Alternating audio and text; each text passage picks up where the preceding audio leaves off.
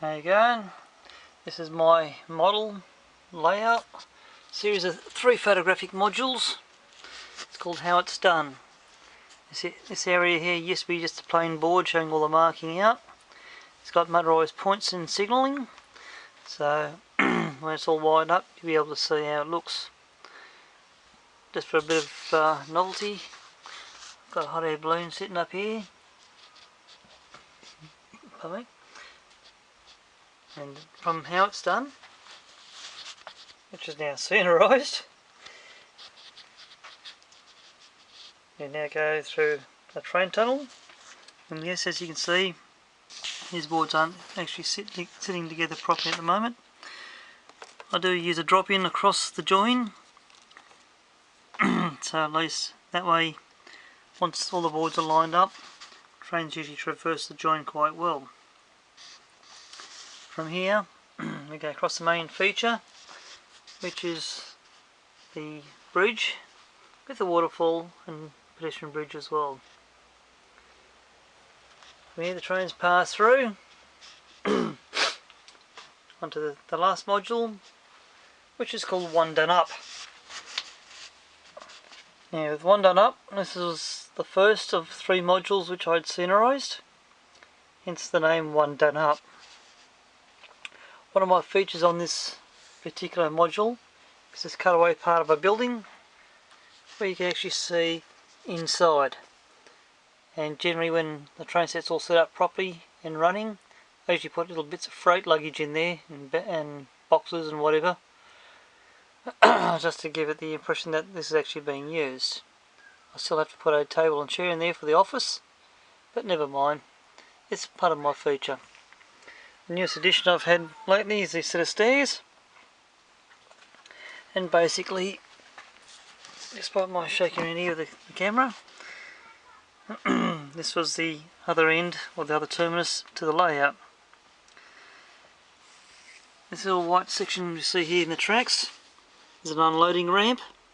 Basically that pushes up from underneath the layout to release the in-scale Rapido couplers, which is similarly done to the old trying stuff in the HO scale. Over here is a shirt box lid decoupler. Now it's a simple piece of clear plastic. It comes in flat, arches up and over. This end edges out. There's a slot cut in this end to allow for expansion, but this end is anchored, this being the leading end. So if we can get to see that close enough. The camera might not do that. However, the way that this works, as the train comes in, sorry, just moving around here.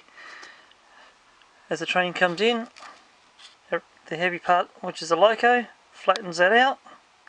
As it comes back, that should spring back up, raising one of the couplings in the process.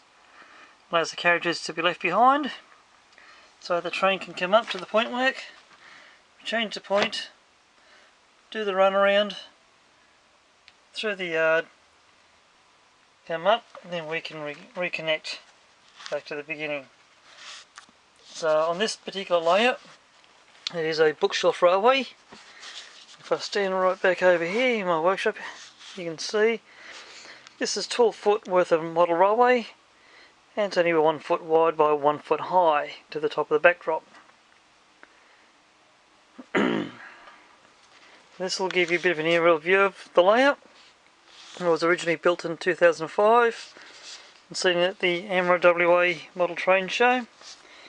Came out again 2 years later in 2007.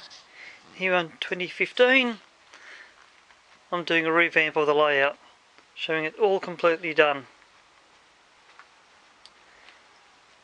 Another video I will eventually put onto YouTube is this layout in operation, fully hooked up to all its power supplies. This power supply at the back here is just one of them. There's an old Tandy Electronics Micronta power unit that powers the overhead lighting for the railway. I do have another control which I use for the track work, and it runs on a walk around control system.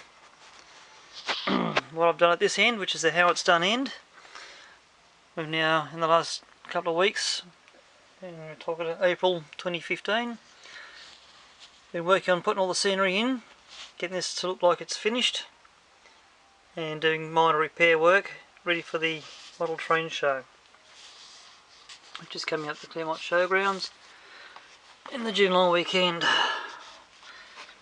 A recent addition is this water tower, which is a white metal item just given to me. I said, yeah, great, I've got a spot for that. Main station is actually built using balsa wood. I've printed up the asbestos roofing. As you see, I've left one chimney as its raw balsa wood. That'll get detailed soon. And the station will basically stay in the condition condition that it's in. And this particular one, I've got a signal cabin built into the building at this end. And my point and control work, just a simple flying lead style, which you'll get to see later on.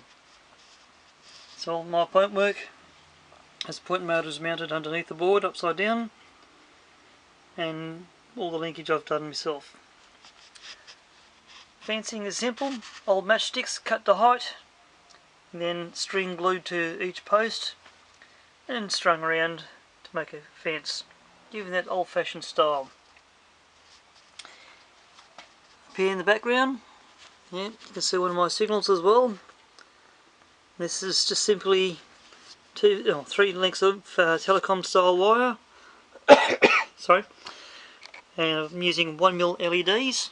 There's another lot. Now these are simple signals that you can make, designed that if you knock them and bend them, so be it. Just straighten up the wire, and the insulation around it is heat shrink tubing. So these are all wired up to the point work via micro switches. My little fettless hut down in here, if I can get past all my trees. Here's a nice little shot here through the trees. Gives you a bit of a view. You can get pretty good shots if you wanted to take little specific shots. This is where I put my little N-scale handcart, and this whole layout is in N-scale.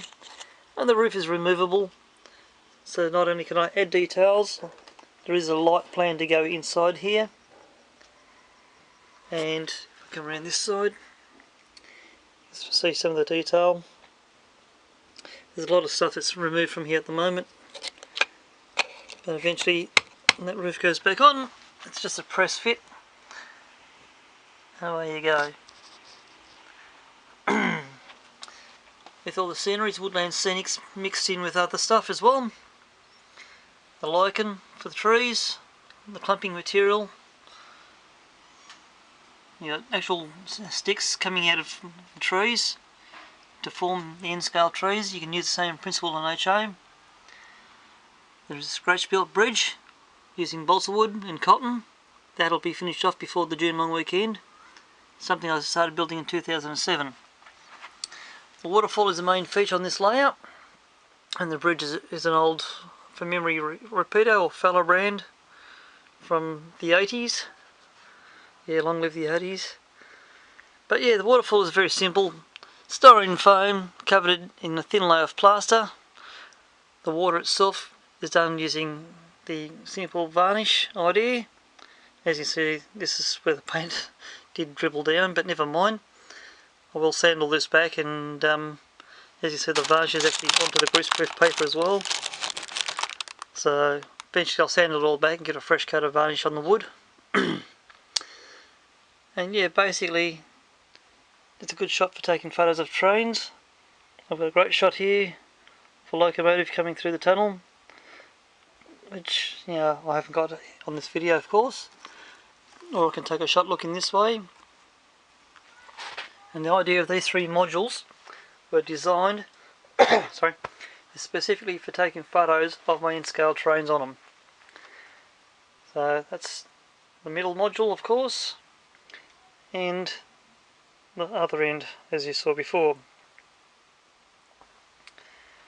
Without trying to make you too seasick in my workshop. Couple of projects on the go. This is one I did many years ago, the N-scale New South Wales D53, D54 class. That bit of brass tube is the chimney to go on the HO scale one, which I'm currently in the process of building. Mind you, by the time this video gets seen in years to come, it'll be all completed. So these can be seen on my Kev's Workshop website.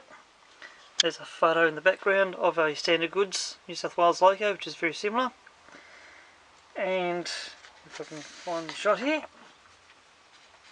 one of my inspirational pics was actually found on Flickr. I do have a Flickr channel, and if I just get this in here without knocking everything else over, that's a full-size New South Wales loco I'm building, which is locomotive 5461. So that's a full-size photo, thanks to the guy who took that shot. And then that's me N-scale and HO models of the same loco, which is number 5461. Now to see how these come up, I'll just do a quick example. I'll grab this Graham Farish loco, the old pannier tank, and even though the body's not sitting on there properly, if I was to just poke it in the tunnel, imagine that as a snapshot. So all you British Rail modelers, you probably like that.